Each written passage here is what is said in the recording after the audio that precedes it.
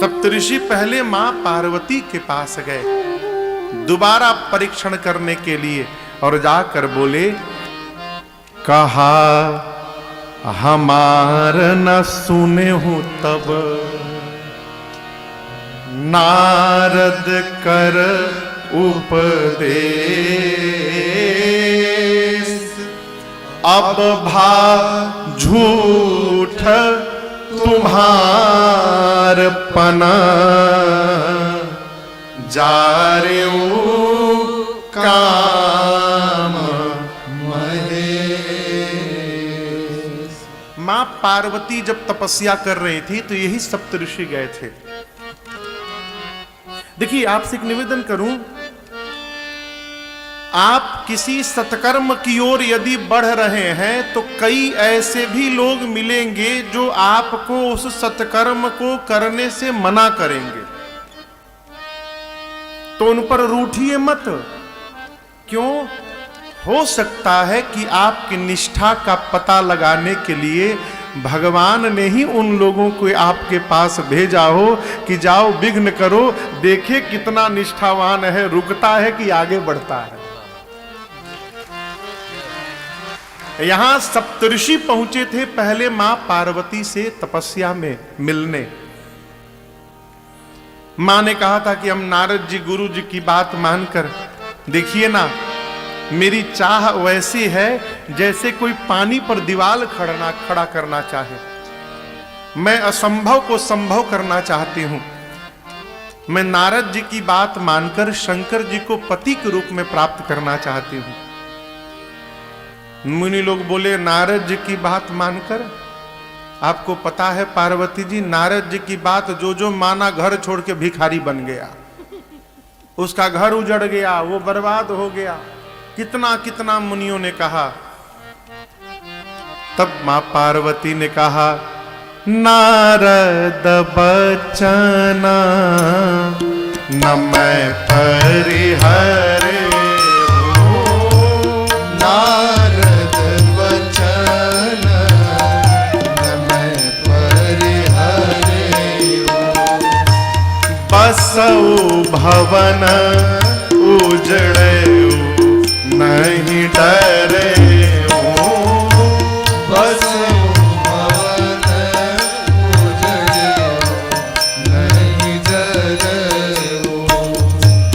गुरु के बचना प्रतीति न जेहि, गुरु के बचना प्रतीति न जेहि, सुख निधि सुलभ न सपने उते, सपने सुगम न सुख सिद्धि, सपने सुलभ न सुख सिद्धि, सपने सुगम न सुख सिद्धि। मां भवानी ने कहा था नारद सप्तऋषियों से कि मैं अपने गुरुदेव भगवान नारद जी की आज्ञा का उल्लंघन करने वाली नहीं हूं। मेरा घर बसे चाहे उजड़ जाए। और मां ने वहां सूत्र दिया, जीवन में जो गुरु की वचनों पर विश्वास नहीं करता उसको स्वप्न में भी सुख प्राप्त होने वाला नहीं है। वही बात सप्तऋषि पुनः कहने लगे कि उस समय तो हमारी बात नहीं मानी आप, गुरु जी की बात पर विश्वास था, नारद जी की बात पर। आपका प्रण झूठा हो गया पार्वती जी। शंकर जी ने काम को ही भस्म कर दिया, कामनाएं शिव जी के मन से समाप्त हो गई। मैया फिर मुस्कुराए, आप उचित कह रहे हैं, लेकिन आपको लग रहा है कि काम को भगवान शंकर ने अब जा रहा है। तुम्हारे जाना काम अब जा रहा, अब लगी शंभु रहे स्वीकारा। आपको लग रहा है कि शंकर जी ने अब काम को जा रहा है, यानी इसके पहले काम से पूर्ण थे, वो विकारी थे, ये आप समझ रहे होंगे। लेकिन हमरे जान सदा शिव जो अकाम अभोगी। मां ने कहा मेरी समझ से हमारे शिव जोगी हैं, अज हैं, अनवद्य हैं, अकामी हैं, अभोगी हैं। अग्नि के पास यदि बर्फ जाएगा तो अग्नि को कुछ नहीं करना है, बर्फ अग्नि के पास जाने मात्र से समाप्त हो जाएगा। उसी प्रकार शिव के निकट काम पहुंचेगा तो काम भस्म हो जाएगा।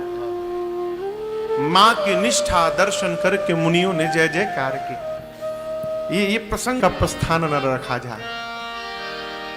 ये तो समाज में ऐसे ऐसे लोग घूम रहे हैं, माई बाप कान फूंक देते हैं। ऐसा मंत्र सुना देंगे कि जिनको आप कल तक हृदय में बिठा के बैठे थे उनको देखना पसंद नहीं करेंगे। ये कन फुकवा लोग से अपने को बचा के रखिए। कन फुकवा समझ रहे हैं ना, जिनका एक ही काम है आके सबके बारे में सूचना दे। नारद जी पहुंचे हिमांचल जी के घर में। हिमांचल जी ने पांव पखारा, पूजन किया, पार्वती जी को बुला के प्रणाम कराया और नारद जी से बोले, नारद जी आप तो त्रिकालदर्शी हैं, मेरी बिटिया की हाथ की रेखा देखकर इनका दोष गुण आप बताएंगे जरा। नारद जी पार्वती मैया का हाथ लिए बोले, महाराज आपकी बेटी तो समस्त सद्गुणों की खान है, इनका नाम उमा अंबिका भवानी होगा महाराज। आपकी बेटी का ये सौभाग्य अखंड रहेगा, अखंड। आपकी बेटी की पूजा पूरा जगत करेगा महाराज। आपकी बेटी के कारण आपको यश कीर्ति की प्राप्ति होगी। संसार की देवियां आपकी बेटी के नाम से पातिव्रत धर्म का पालन करेंगी महाराज। हिमांचल जी बोले, दोष नहीं है कोई। नारद जी बोले, बेटी में तो नहीं है। समझ रहे हैं ना आप लोग, इनके जो पति होने वाले हैं उसमें दिखाई दे रहा है। हिमांचल जी बोले, क्या दिख रहा है? नारद जी बोले, नोट करिए डायरी में, भी तुरंत नोट करिए। अगुना अमान मातो पे तो नारद जी बोले, आपके बेटी का पति अगुण होगा। क्या होगा? जोर से कहिए। अगुण मने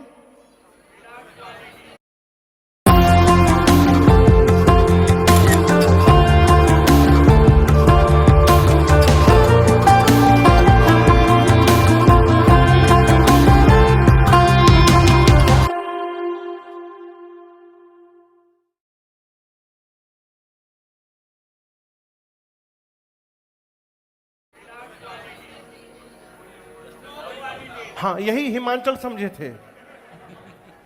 हिमांचल समझे उसमें कोई गुण नहीं होगा। लेकिन नारद जी क्या कहना चाहते हैं? अगुण यानी सत रज तम तीनों गुणों से परे होगा, त्रिगुणातीत होगा। नारद जी बोले अमान होगा, मान सम्मान से परे। हिमांचल समझ लियो अमान यानी उसका कोई सम्मान नहीं करेगा। नारद जी बोले उनके माता पिता नहीं है। हिमांचल जी बोले कब मरे? बोले मरे नहीं थे ही नहीं, बिना माई बाप के हैं वो, उदासीन है, संशय रहित है। हिमांचल जी कपार पकड़ के बैठ गए। नारद जी बोले अभी असली तो मैं बताया नहीं हूं।